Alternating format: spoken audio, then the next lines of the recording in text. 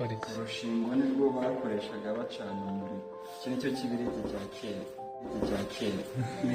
Utu ngutu nitwo yatwaragamo inzuzi agiye kuragurisha kugira ngo ahabwe inzaratsi.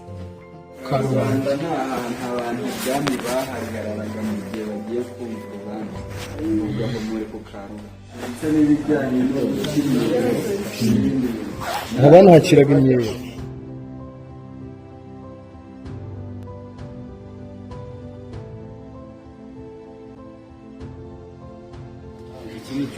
Aha ni ku buriri bw'umwami. Ndyamye ku buriri bw'umwami. Ese simba umwami. Ladies and gentlemen, nongeye kubaha ikaze abakunzi bacu no kudukurikira. Murabise gahunda yacu yo kugenda tubatembereza tubereka amateka. Ahangaha turi mu nteko y'umuco, turi kuhabona ni Huye, tugiye kubatembereza nabereka byinshi mu bikorwa byakorerwaga bya kera, ibikoresho byakorerwaga hano, ndetse ubwo u Rwanda rwa mbere bambaraga amafaranga, ibintu byose, ingoro y'umwami, hose ndabatembereza. Aha rero nkaba nasaba kukwereka byinshi utari uzi, byinshi utamenye. Icyo usabwa ni ukubana nanjye, ukigabukana subscribe, byose urabimenyera hano. Waha ikaze, ndikitwa Ish Robert, tubane muri byose. Waha ikaze.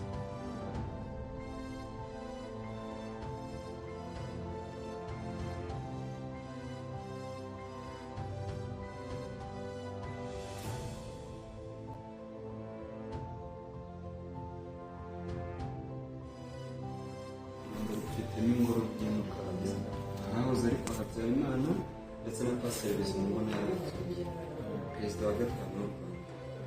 I Kigali nanone Nyarugenge ifitemo ingoro yitiriwe Umudage Richard Kandt, akaba ari ingoro ivuga ku mateka y'Abanyarwanda mbere y'ubukoloni ndetse nyuma y'ubukoloni. None hano harimo ibinyabuzima cyangwa se ibihingwa by'inyamaswa bizima. Tugarutse kuri iyi nzu mubona niyo nzu ya mbere mu nzu zigezweho y'abantu. Ikaba yarubatswe 1907, yubakwa n'Umudage wari uhagarariye ubukoloni bw'Abadage mu Rwanda, ariwe Richard Kandt.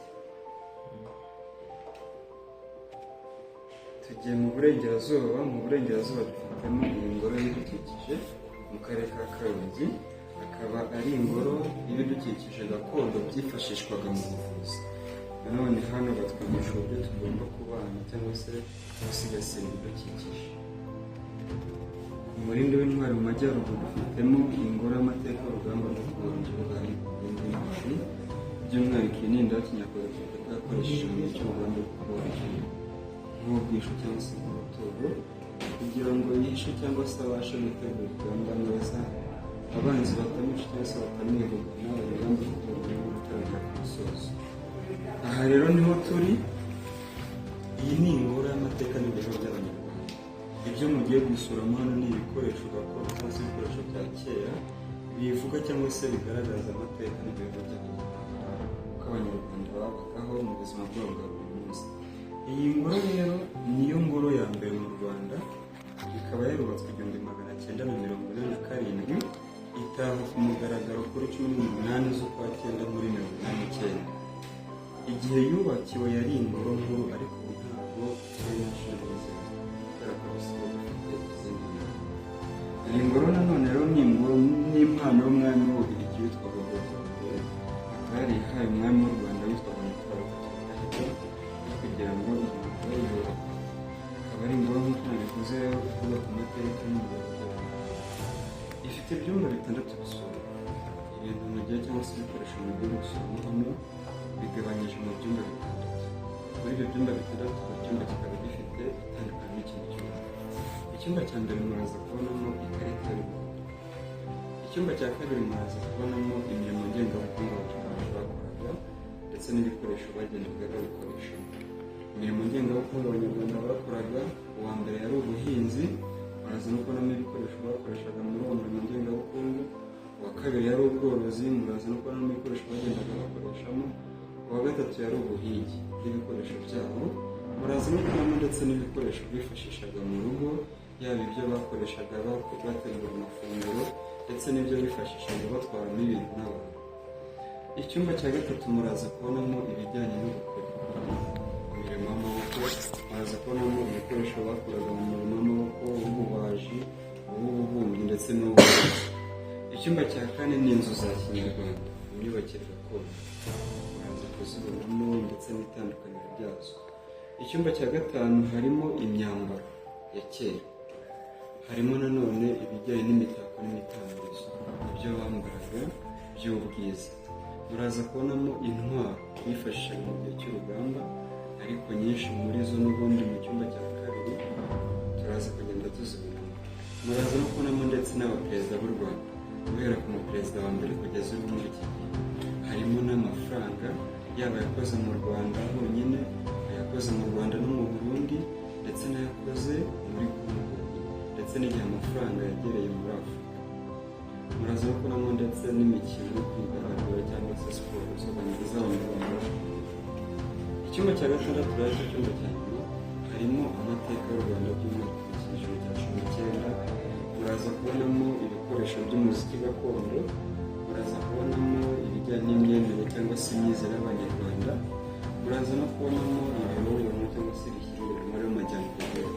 Harimo nanone ibisigaratongo ndetse n'ingoma n'amacumu nk'ibirango by'ubwami. Ndakeka ibisigaratongo murabizi, ntabwo mubizi? Ibisigaratongo ni ibikoresho byavanywe mu itongo cyangwa se byacuzwe hano hasenyutse. yego abantu bategeka. Ibi byose ni byo mukwiye gusuramo, aho hamukuru nyine reception, aho ibi byose harimo amabwiriza cyangwa se ibwiriza rya mbere nta foto yemewe. Ibwiriza rya kabiri gukora ifoto ukaza kuyifata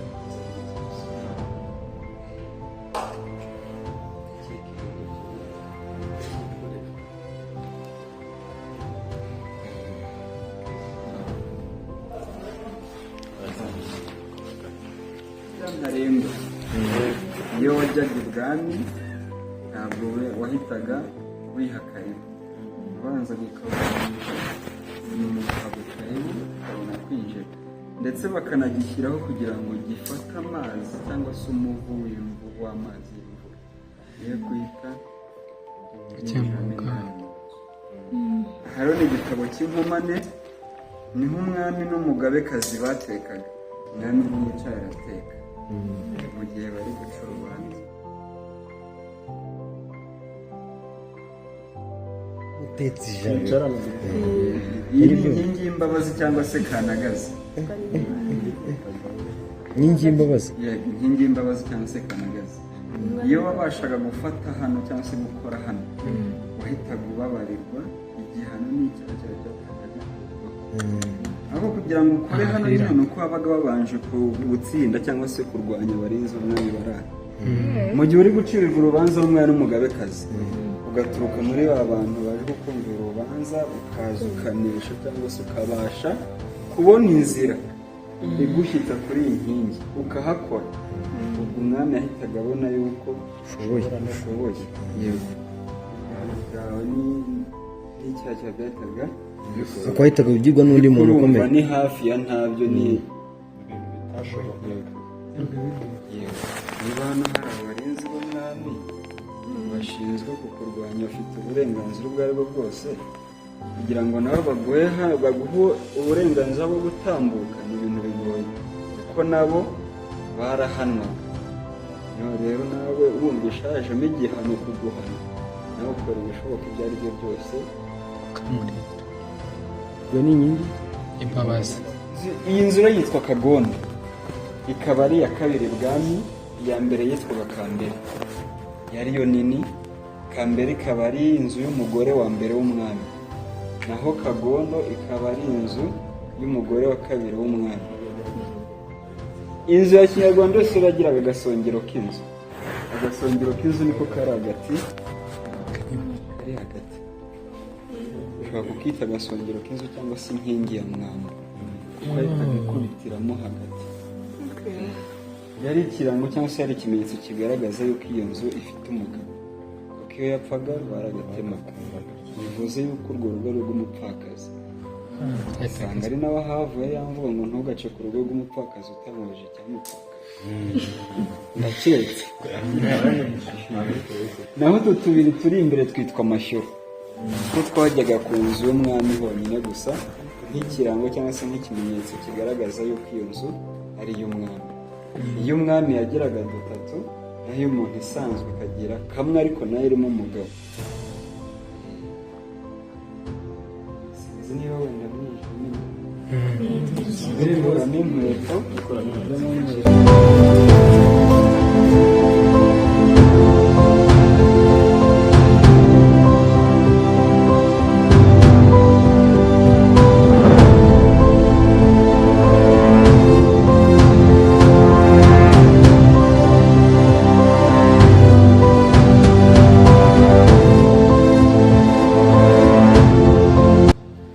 turiya twatsi ni ifumba, nitwo bakoreshaga bagiye kurahuraho umuriro cyangwa se bacanisha umuriro. uruhu ni uruhago, nirwo babikagamo urushingo. urushingo nirwo bakoreshaga bacana umuriro. iki nicyo kibiriti cya kera bakabyatsa.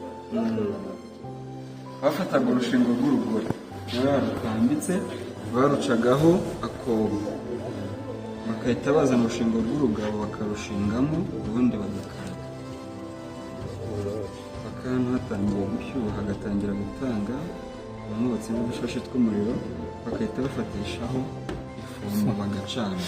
iyo barangizaga guteka bahitaga bavumbika umuriro kugira ngo n'undi wundi uwukeneye aze kuza kurahura aho ngaho. utu ni imbindi, akagenzi cyangwa se agacuma, nitwo abamama batwaragamo inzaratsi. mwegeranye n'abagore. utu turiho imigozi nitwo bakenyeraga. utu ngutu turiho imigozi yadukenyeraga tugendana kumwe. harimo utuzara paka buri gihe. Oya, ntabwo ariko byakoraga kubera iyo ugombaga nyine kugahisha. iyo umugabo yakagufatanaga yahitaga agusenya. icyo bita kwirukana.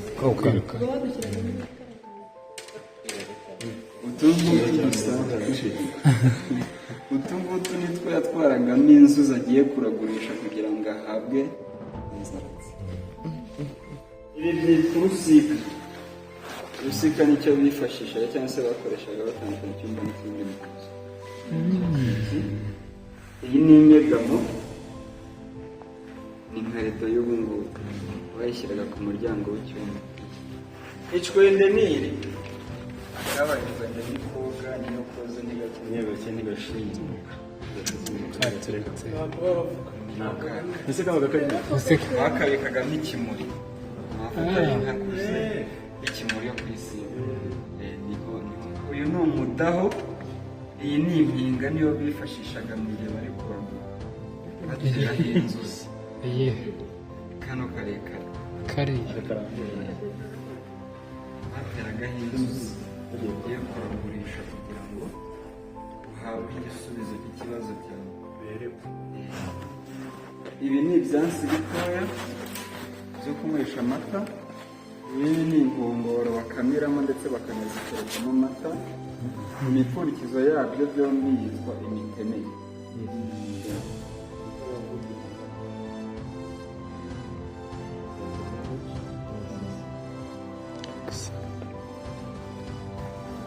rero ni ibisabo. ibisabo ntibimanikwa, bikaba bijishije. imipfundikizo yabyo yitwa mureke mugenzi wacu yibuke. hariya niho kureba. yitwa intumwa cyangwa inzindaro. igisabo ntikimeneka, ntibakidoda, bakigira gute? ntibakidoda, barakiranda. bakidoda barakiranda.